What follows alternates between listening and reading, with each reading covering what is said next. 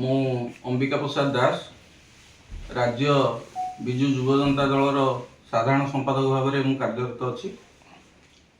मुझे प्रेस भाई मान को एथि डाकी मोर कि आपण मान कहबार अच्छी। मु नवीन सच्चा सिपाही विजु युव जनता दल रे दीर्घ 17 वर्ष ऊर्ध ब्लॉक छात्र जनता दल आरंभ करी राज्य युव जनता दलर दुई थर पदवी मत मिली। मोर निष्ठापर सहित दल जो जहाँ मत दायित्व देती निष्ठापर सहित दलर कार्यक्रम कर मो परिवार पूर्वतन विधायक डॉक्टर जगन्नाथ दास बर्तमान पूर्वतन विधायक डॉक्टर जगन्नाथ दास मो नाती 3 पीढ़ी धरी आम परिवार जनता दल जनता पार्टी एवं विजु जनता दल प्रारंभ आम परिवार कार्यरत कर 3 पीढ़ी धरी। नवीन आदर्श रे पिलाटी दिन जब मुझे हेतु पाई पागल एवं यही पागल मते विजु जनता दल भितर टाणी आनी दल जो मते जो दायित्व देती जो ठारे बर्तमान भितर रक्तदान हो सभ्य संग्रह हो राज्य स्तर रे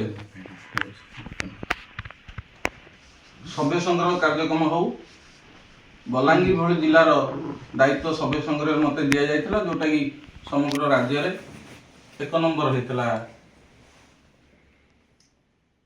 सभ्य संग्रह रे बलांगीर जिला सेठी मत दायित्व दि जाइथिला।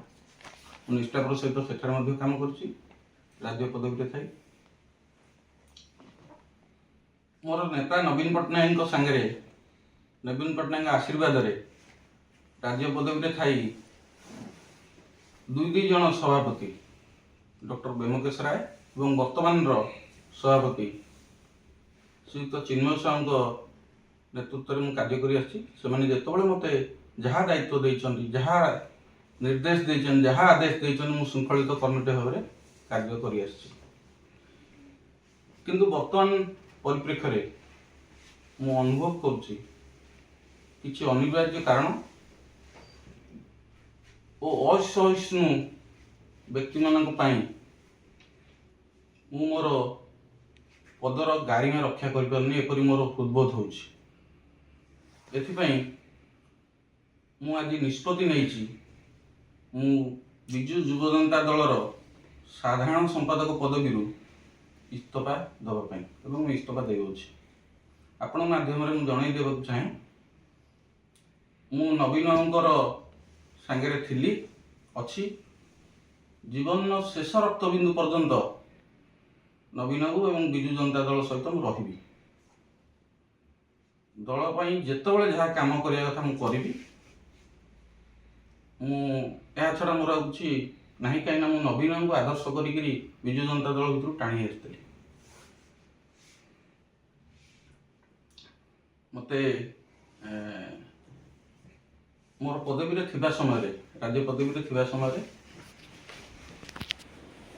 पूर्वतन सांगठनिक संपादक श्रीयुक्त प्रणव प्रकाश दास बबी भाईंकर मार्गदर्शन ने मु कार्य करि आछि।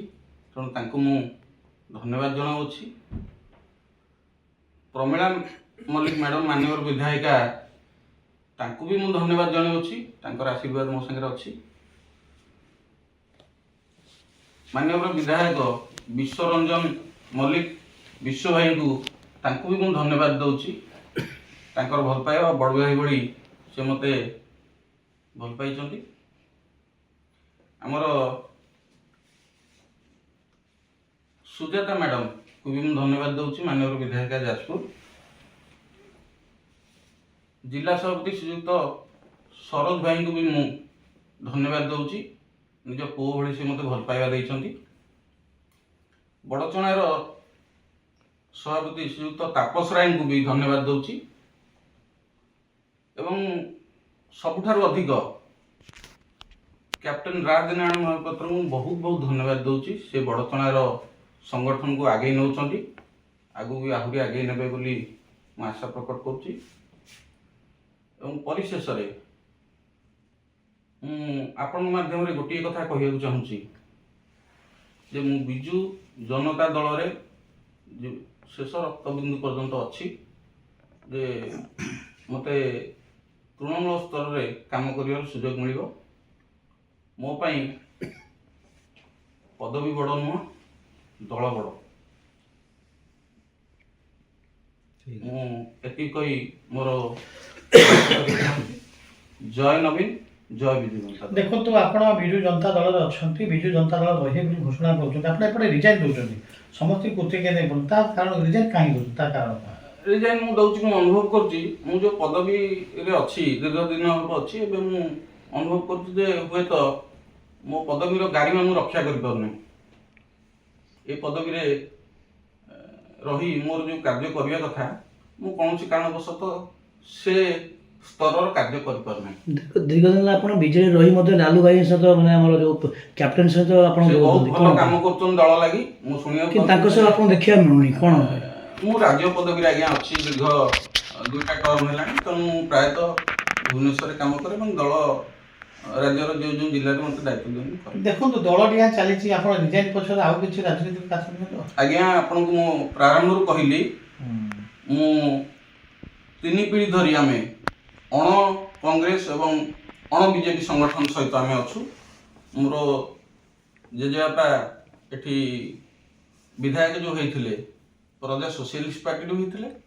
ପରମୁହୂର୍ତ୍ତରେ ମୋର ପିତା ଏଠି ବିଜୁ ଜନତା ଦଳ, ଜନତା ଦଳ, ଜନତା ପାର୍ଟି ଏବଂ ବିଜୁ ଜନତା ଦଳ ସହିତ ଥିଲେ ଏବଂ ମୁଁ ଆରମ୍ଭରୁ ବିଜୁ ଜନତା ଦଳ ସହିତ ଅଛି ଏବଂ ମୁଁ ଦୃଢ଼ତାର ସହିତ କହୁଛି ଯେ ମୁଁ ଯେ ପର୍ଯ୍ୟନ୍ତ ରାଜନୀତିରେ ଅଛି ବିଜୁ ଜନତା ଦଳରେ ହିଁ ଅଛି। ଆगे क्या पचारिବ? ओके बहुत बहुत धन्यवाद। बूम लगा